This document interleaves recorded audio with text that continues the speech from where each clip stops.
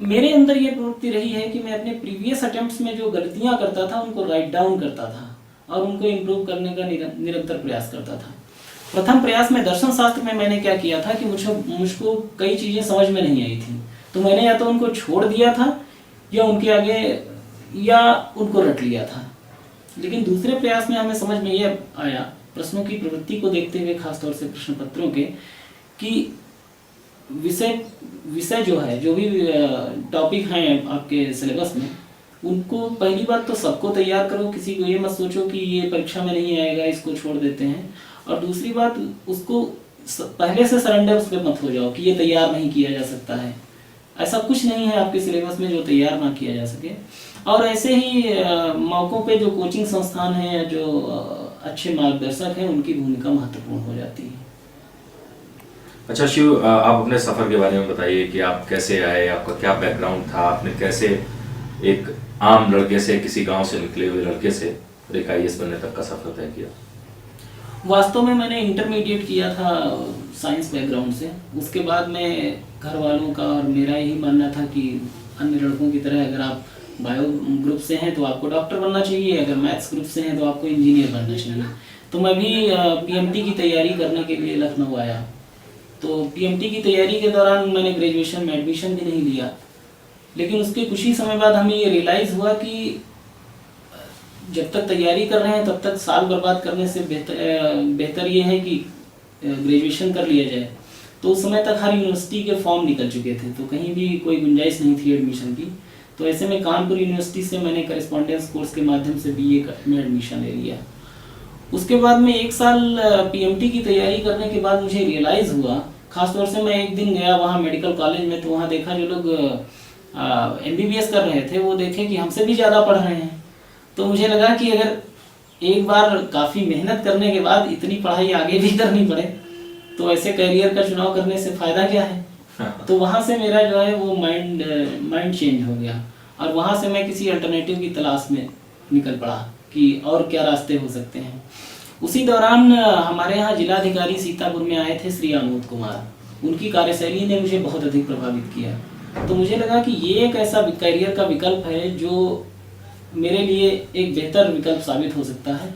इसमें मैं अपने अंदर जो छिपी शक्तियाँ हैं, अपने अंदर जो छिपी प्रतिभा है, उसका बेहतर यूटिलाइजेशन कर सकता हूँ सिविल सेवा में जाने के द्वारा। तो उसके बाद से मैंने सोचना शुरू किया कि इसके लिए क्या करना चाहिए। तो BA 3rd ईयर में एग्ज़ाम देने के बाद मैं इलाहाबाद आ गया, लेकिन यहाँ पे आने के बाद मेरे कोई परिचित नहीं थे, कोचिंग के बारे में कोई आइडिया नहीं था। तो 1-2 कोचिंग संस्थानों में गए भी, वहाँ कुछ दिन पढ़ाई भी किए, लेकिन कुछ समझ में नहीं आया तो फिर लौट आए। उसके बाद में कुछ सीनियर्स से मिले, तो वहाँ इलाहाबाद में कल्चर है नोट्स छिपाने वाला, तो उन लोगों ने अपने नोट्स भी नहीं दिखाए।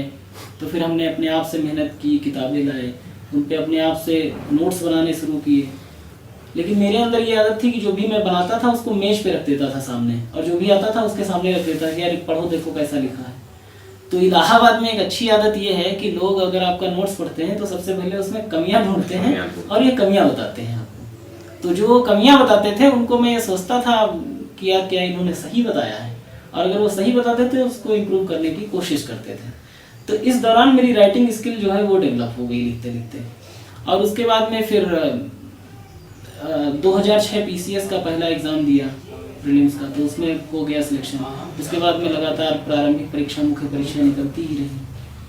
और इस बार जो IAS में सिलेक्शन हुआ, इससे पहले तो PCS 2006 में मेरा हो गया था सिलेक्शन, जिला कार्यक्रम अधिकारी के पद पर मैं तैनात था। हाँ, इस बात पे भी मैं आपका ध्यान आकर्षित कराना चाहूँगा कि बहुत से लोग जो है वो नौकरी करने के साथ सिविल सेवा की तैयारी करना चाहते हैं, लेकिन वो इस मिथक में पड़े रहते हैं कि यार इतना इस परीक्षा के लिए टाइम चाहिए, वो अपनी नौकरी के साथ इसको मैनेज नहीं कर पाएंगे। लेकिन वास्तव में ये एक प्रकार का मिथक ही है।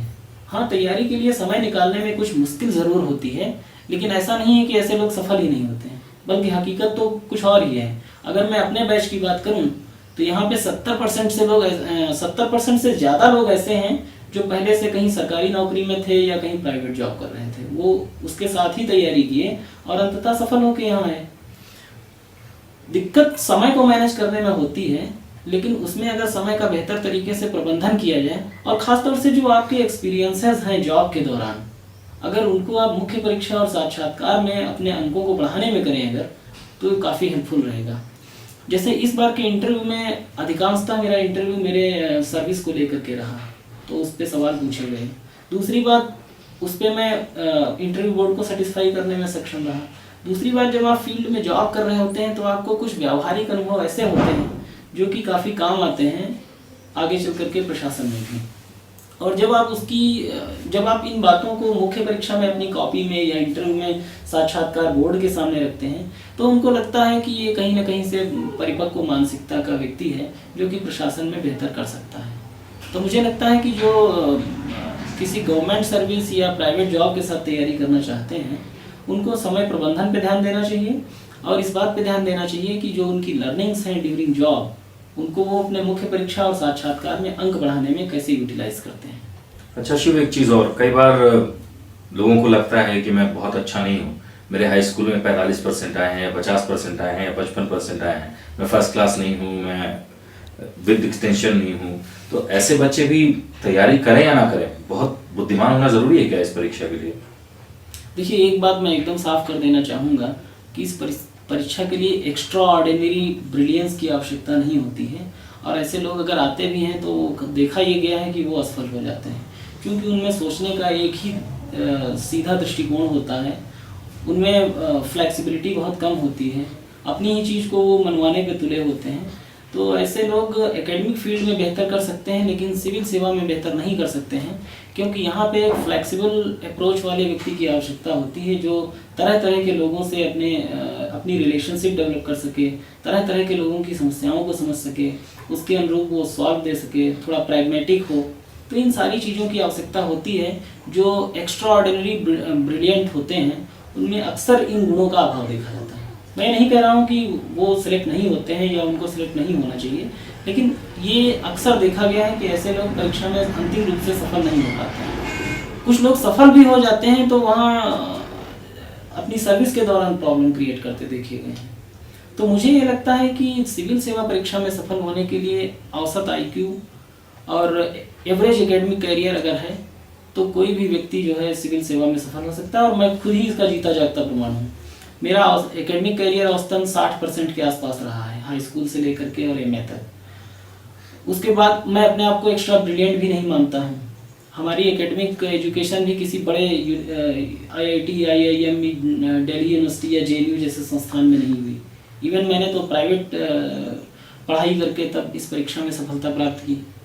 तो मुझे नहीं लगता है कि ये सब फैक्टर बहुत ज़्यादा मैटर करते हैं। मुझे एक उदाहरण याद आ रहा है, शायद मैंने कहीं किसी मैगजीन में पढ़ा था कि एक बार स्नातक 3rd डिवीज़न पास व्यक्ति ने शायद IAS की परीक्षा में टॉप किया था, फर्स्ट रैंक आई थी उनकी। तो मुझे नहीं लगता है कि मार्क्स बहुत मैटर करते हैं। दूसरी बात, हमारी परीक्षा प्रणाली जो है वो मार्क्स के ही इर्द गिर्द घूमती है, अंकीय मूल्यांकन ही करती है, जबकि UPSC जो है वो आपके ज्ञान का परीक्षण ना करके आपके संपूर्ण व्यक्तित्व का परीक्षण करता है, जैसा कि मैंने आपको पहले ही बताया। तो वो एक फैसेट हो सकता है कि आपके अच्छे अंक आए, हो सकता है उस साल आपने अच्छी तैयारी ना की हो, आपके अच्छे अंक ना आए हो।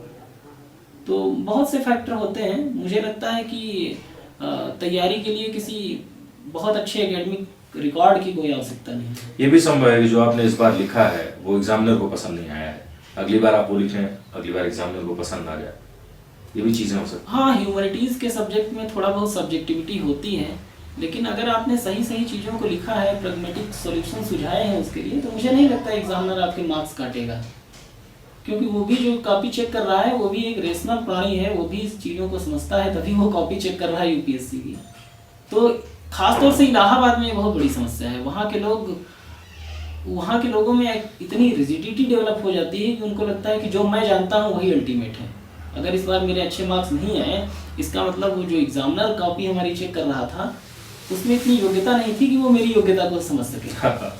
और ऐसा करके वो अपनी पर्सनालिटी को किल कर लेते हैं, जो भी सुधार हो सकता है उस पर वहीं ब्रेक लगा लेते हैं।